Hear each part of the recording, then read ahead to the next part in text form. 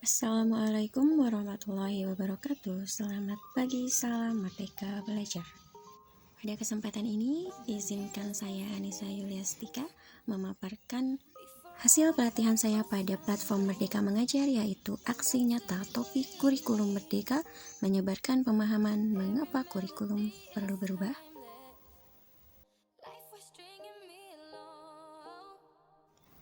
Tujuan yang ingin disampaikan pada topik kurikulum merdeka diantaranya yaitu pemahaman kurikulum dan pembelajaran, murid sebagai pusat pengembangan kurikulum, pembelajaran berdasarkan prinsip pembelajaran paradigma baru, dan struktur pembelajaran mendorong murid merdeka belajar.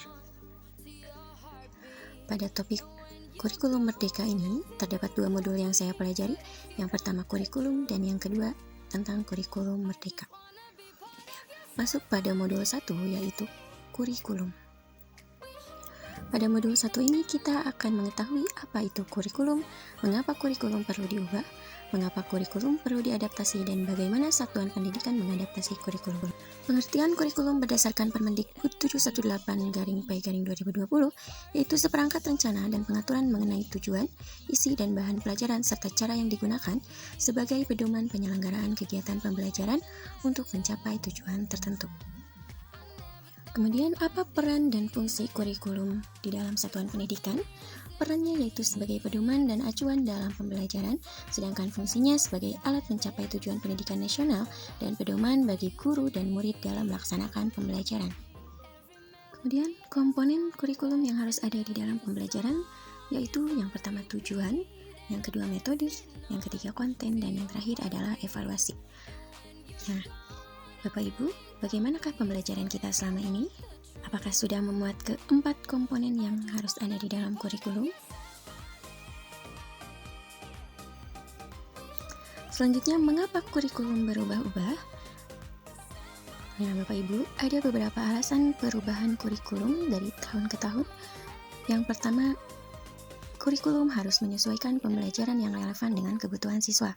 Sehingga ketika dirasa kurikulum itu sudah tidak sesuai dengan kebutuhan siswa, maka kurikulum harus melakukan perubahan. Yang kedua, harus relevan dengan perkembangan zaman. Zaman dari tahun ke tahun semakin pesat perkembangannya, sehingga kurikulum pun harus berubah sesuai dengan zamannya. Dan yang ketiga, bahwa kurikulum itu harus menyiapkan siswa menjadi manusia yang visioner di masa depan. Itu artinya bahwa setiap siswa harus memiliki tujuan untuk masa depannya. Di antaranya agar mampu menghadapi beberapa tantangan. Yang pertama, perubahan iklim skala global. Yang kedua, perkembangan ilmu, pengetahuan, dan teknologi yang semakin pesat. Yang ketiga, perkembangan industri multinasional. Dan yang keempat, transformasi budaya luar. Lalu, kurikulum yang bagaimanakah seharusnya yang dikatakan baik? Yang pertama, kurikulum yang menyesuaikan perkembangan zaman. Dan yang kedua, bersifat dinamis, terus berkembang mengadaptasi konteks sesuai karakteristik siswa yang berguna bagi hidupnya hingga masa mendatang. Dalam hal ini, satuan pendidikan harus menyesuaikan konteks kurikulum yang dipakai sesuai dengan kehidupan murid, tumbuh dan berkembang pada kebudayaan sekitar, agar mampu memelihara warisan kebudayaan yang hidup di masyarakat, dan juga mengarah pada masa depan yang berkelanjutan agar siswa dapat membangun kesadaran bahwa pembelajaran merupakan kebutuhan, bakat, minat, dan potensi siswa agar menjadi pembelajar sepanjang hayat yang bermakna dan menyenangkan. Sekarang kita lihat beberapa perubahan pada pembelajaran sesuai perkembangan zamannya. Zaman dulu terpaku hanya dari guru di kelas saja, sedangkan sekarang belajar bisa dimanapun dan kapanpun, lewat bimbel, pembelajaran online, YouTube, dan lain sebagainya. Yang kedua, zaman dulu informasi diperoleh hanya melalui perpustakaan, buku, koran, majalah, dan lain sebagainya. Sedangkan zaman sekarang, informasi sangat mudah diakses melalui perpustakaan dan juga internet. Yang ketiga, zaman dulu pengumpulan tugas dan ujian itu hanya bersifat manual saja. Sedangkan sekarang, pengumpulan tugas dan ujian kebanyakan sudah dilaksanakan secara online dan memanfaatkan media sosial untuk pengumpulan tugas dan penyebaran informasi lainnya. Sehingga itu menjadi tantangan tersendiri untuk ibu dan bapak guru dalam menyesuaikan perkembangan zaman peserta didiknya, karena memiliki murid yang hidup di era kemajuan digital, mengharuskan guru menjadi pendidik yang adaptif, inovatif, reflektif, kolaboratif, dan berpihak pada murid. Selanjutnya yaitu mengapa kurikulum perlu diadaptasi? Berikut adalah implementasi kurikulum.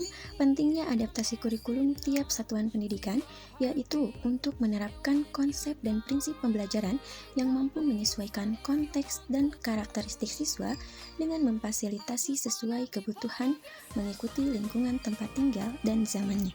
Sehingga diharapkan tiap satuan pendidikan dapat memfasilitasi beragam kebutuhan murid, khususnya yang disediakan oleh guru di dalam pembelajaran di kelas agar dapat mempertimbangkan kebutuhan capaian belajar murid saat ini dan perkembangannya agar murid mendapatkan hak belajar sebagaimana kompetensi dan potensi masing-masing dapat difasilitasi dengan baik.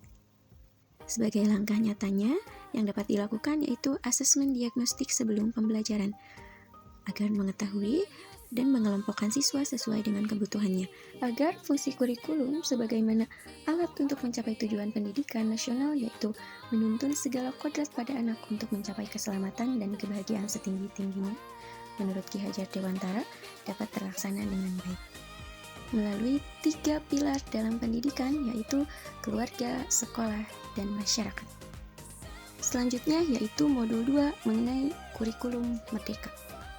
Pada modul kedua ini, kita akan mengetahui bagaimana cara mengimplementasikan kurikulum merdeka di satuan pendidikan melalui pemahaman paradigma baru.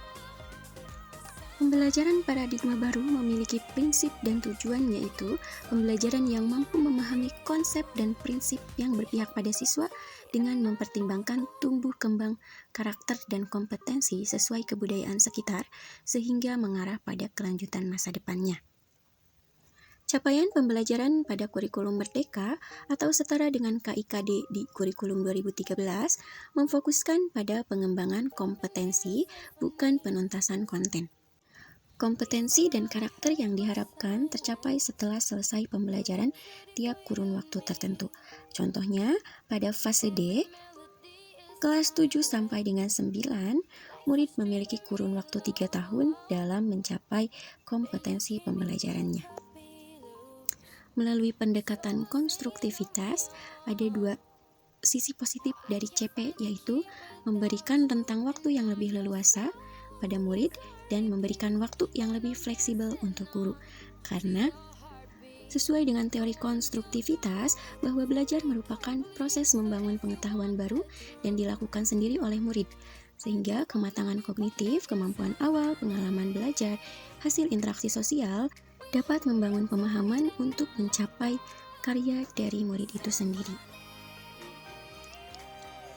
Strategi yang dirancang dari kurikulum merdeka dalam peningkatan kualitas pendidikan terbagi menjadi 3, yaitu intrakurikuler, di mana memuat mata pelajaran dan lokal, ekstrakurikuler sebagai pengembangan minat dan bakat, yang ketiga yaitu profil pelajar Pancasila, yang memuat 6 dimensi, diantaranya beriman, bertakwa kepada Tuhan Yang Maha Esa dan berakhlak mulia, mandiri, bernalar kritis, kreatif, bergotong royong, serta berkebinekaan global.